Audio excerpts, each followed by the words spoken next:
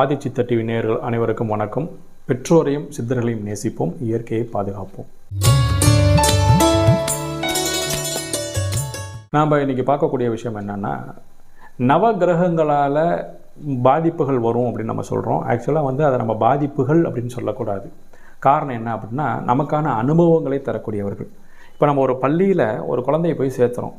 அந்த குழந்தையை ஆசிரியர் அடிக்கிறார் அப்படின்னா அது பாதிப்பு இல்லை. அந்த குழந்தையை நல்வழிப்படுத்துவதற்காக ஆசிரியர் கண்டிக்கிறார். ஒழுங்காக படிக்கலை அப்படின்னா நம்ம திட்டுறோம் அப்படின்னா அது பாதிப்பு இல்லை. அந்த குழந்தையினுடைய நலனுக்காக நம்ம செய்கிறோம்.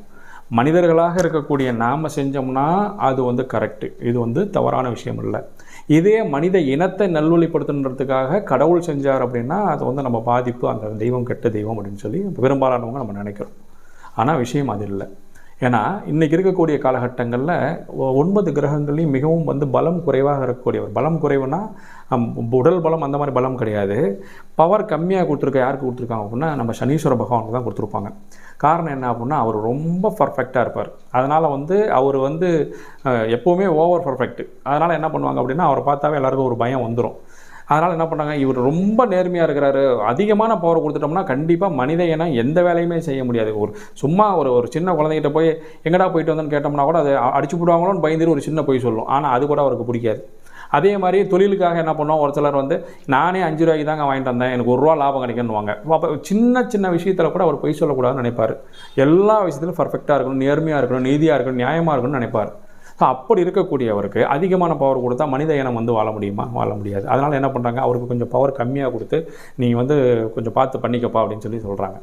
இப்போ என்ன பண்ணுறோம் அப்படின்னா, நம்ம நிறைய பேர் போய் என்ன பண்ணுறோம், ஒரு சனி பகவான் வந்துட்டார், சனி பகவான் பார்வைப்படுது, சனி பகவான் எப்படி இருக்கிறார் அப்படின்னா ரொம்ப பயம் வந்துடுது நமக்குள்ளார. நம்ம தவறு செய்யலை அப்படின்னா நிச்சயமாக அவர் நம்மளை தண்டிக்கவே மாட்டார். அது ரொம்ப ரொம்ப முக்கியம். நம்ம என்ன பண்ணுவோம்னா, சின்ன தவறுகள் நம்ம இதெல்லாம் ஒரு பெரிய பாதிப்பு தருமான்னு நினைக்கக்கூடிய விஷயங்கள் கூட நீதின்னு அது தவறு தான் இல்லையா? அந்த மாதிரி இருக்கக்கூடியது. சரி, இப்போது சனி பகவான் ஏதாவது ஒரு ரூபத்தில் நம்மளை தண்டிச்சுக்கிட்டே இருக்கிறாரு.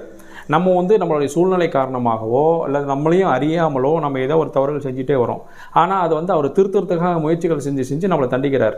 அப்படின்னா நம்மளால் ஒரு குறிப்பிட்ட லெவலுக்கு மேலே அந்த தண்டனைகளை தாங்க முடியல. ஆனால் வேறு வழி இல்லை, நம்ம ஒரு சில விஷயங்கள் செஞ்சு தான் ஆகணும் அப்படின்ற மாதிரி வரும்போது என்ன பண்ணுறோம், சரணாகதின்ற ஒரு தத்துவத்துக்குள்ளார எடுக்கிறோம். நிறைய சினிமாக்கள்லாம் சொல்லுவாங்கல்ல, வெள்ளை கொடி காட்டுறது அப்படின்ற மாதிரி, வெள்ளை கொடி காட்டுறது, வெள்ளை பெட்ஷீட் போத்திக்கிறது, இந்த மாதிரிலாம் சொல்லுவாங்க. அதுபோல் நாம் என்ன செய்யணும் அப்படின்னா, சனி பகவானுடைய தாக்கத்தில் கம்மியாகணும் அப்படின்னா 2 வேலைகள் செய்யணும். ஒன்று, தினந்தோறும் அதிகாலை வேலைகள், காலை நேரங்களில் காகத்திற்கு நாம் உணவளிக்கணும். இது எல்லாருமே பொதுவாகவே சொல்லக்கூடிய விஷயம். இந்த காகத்திற்கு உணவளிக்கணும். அதில் பார்த்திங்கன்னா காரா பூந்தி காகத்துக்கு வைக்கிறது ரொம்ப ரொம்ப சிறப்பு. இன்னொரு விஷயம் சனிக்கிழமை நாட்களில் தயிரும் எள்ளும் கலந்த சாதம் காகத்துக்கு வைக்கிறது ரொம்ப சிறப்பு. அதே சமயத்தில் தினந்தோறும் நம்ம சாப்பிட்றதுக்கு முன்னாடி சுத்தமான சாதத்தை ஒரு இடத்துல சுத்தம் பண்ணி தண்ணி ஊற்றி கழுவி விட்டு வச்சுட்டு, பகவானே நீங்கள் எடுத்துக்கணும் மனசார பிரார்த்தனை பண்ணிவிட்டு அவங்களுக்கு சாதம் தரது ரொம்ப சிறப்பு. அதுக்கு அடுத்ததாக இன்னொரு விஷயம் என்னன்னு பார்த்தீங்க அப்படின்னா, இரவு நேரங்களில் நாய்களுக்கு உணவு தரது. இரவு நேரங்களில் நாயினுடைய பசியை போக்குறதுக்காக உதவி செஞ்சுட்டு வந்தீங்க அப்படின்னா, காலையில் காகத்துக்கு, இரவு நாய்க்கு உணவு செஞ்சுட்டு வந்தீங்க அப்படின்னா நிச்சயமாக சனி பகவானுடைய தாக்கத்தில் கம்மி பண்ணிக்கலாம். ஒன்று, இறை வழிபாடுகளில் மிக மிக முக்கியமான வழிபாடு யாருன்னா விநாயக பெருமான். ஏன்னா விநாயக பெருமான் சனி பகவானுடைய தாக்கத்திலிருந்து தப்பிச்சவர். ஒன்று. ரெண்டாவது ஆஞ்சநேயரும் சனி பகவானுடைய தாக்கத்திலிருந்து தப்பிச்சவர். ஸோ இந்த 2 பேரையும் நீங்கள் தவறாமல் வழிபாடு செஞ்சுட்டு வரது. விநாயக பெருமானை தினந்தோறும் வழிபாடு செஞ்சுட்டு வரது, சனிக்கிழமை நாட்களில் தவறாமல் ஆஞ்சநேயர் வழிபாடு செஞ்சுட்டு வரதும் பார்த்திங்க அப்படின்னா உங்களுக்கு சனி பகவானுடைய தாக்கத்தில் நம்மளை கம்மி பண்ணி கொடுப்பாங்க. ஏன்னா அவர் எப்போவுமே நீ நல்வழிப்பட்டீங்கன்னா உன் வாழ்க்கையில் எல்லாமே கிடைக்குங்கிறது உணர்த்தத்துக்கான வேலைகள் தான் செய்வார். ஆனால் நம்ம மனிதன் இல்லையா, நமக்குள்ளார ஆசாபாசங்கள் இருக்கும், நிறைய எதிர்பார்ப்புகள், தேவைகள், நிறைய விஷயங்கள் நமக்குள்ளார இருந்துட்டு இருக்கும் இல்லையா? ஸோ அப்போ இதனுடைய நம்ம இந்த தேவைகளை குறைச்சிக்க முடியாது. அப்போ அதில் பாதிப்புலேருந்து கம்மி பண்ணிக்கணும். இன்னும் பெரிய விஷயம் என்னென்னா, ரொம்ப ஏழ்மை நிலையில் இருக்கவங்களை ஏமாற்றிட்டீங்க அப்படின்னா அவருக்கு சுத்தமாக பிடிக்கவே பிடிக்கும். உடல் ஊனமுற்றவர்களை ஏமாற்றக்கூடாது. ரொம்ப ஏழ்மை, அடிப்படை சாப்பாட்டுக்கே வழி இல்லாதவங்கள்ட்ட ஏமாற்றி வாங்கக்கூடாது. இது மாதிரி ரொம்ப கஷ்டப்படுறவங்கள்ட்ட பொருள் பறிக்கக்கூடாது. இந்த மாதிரி விஷயங்கள்லாம் செஞ்சீங்க அப்படின்னா நிச்சயமாக அவர் ஒரு மிகப்பெரிய தாக்கத்தை கொடுப்பார். ஸோ இந்த மாதிரி விஷயங்கள் நம்ம தவிர்க்கணும் அப்படின்னா, அவருடைய தண்டனையிலேருந்து நம்ம தப்பிக்கணும் அப்படின்னா நீங்கள் இந்த வழிபாடுகளை செய்யுங்க.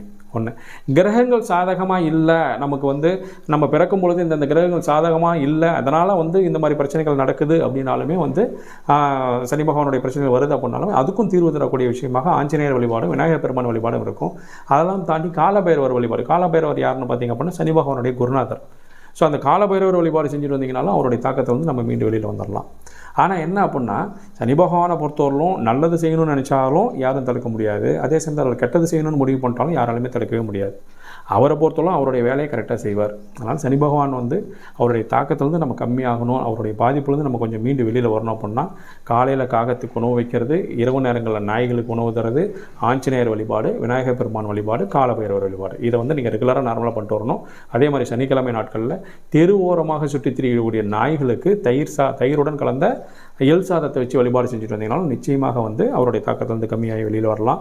அதே சமயத்தில் சாலையோரம் படுத்துக்கக்கூடிய வயது முதிர்ந்த உடல் ஊனமுற்ற ஏழைகளுக்கு போர்வைகள் தானமாக தரது, வஸ்திரங்கள் தானமாக தரது, உணவு தானமாக தரது, இந்த மாதிரி விஷயங்கள்லாம் செஞ்சுட்டு வந்தீங்க அப்படின்னா அவருடைய அன்பை பெறலாம். அவருடைய அன்பு முழுமையாக கிடைச்சிருச்சு அப்படின்னாவே நம்ம மிகப்பெரிய செல்வந்தர் தான். உங்களுக்கு எந்த விதத்துலையும் செல்வத்திலேயாகட்டும், உடல் நலத்திலேயாகட்டும், பொருளாதாரத்திலேயாகட்டும் எந்த விதத்துலையும் உங்களுக்கு குறைகள் இருக்காது. அப்போது அவருடைய அருளை பெறலாம் அப்படின்னா நம்ம ஏழை எளிய அடித்தட்டு மக்களுடைய உடல் ஊனமுற்ற வயதான முதியோர்களுடைய அன்பும் ஆசீர்வாதமும் நமக்கு இருந்தால் நிச்சயமாக அவருடைய அருளை பரிபூர்ணமாக பெறலாம். அதனால் இதெல்லாம் செய்யுங்க, நிச்சயமாக அவருடைய அன்புக்கு நம்ம பாத்திரமாகலாம். நன்றி.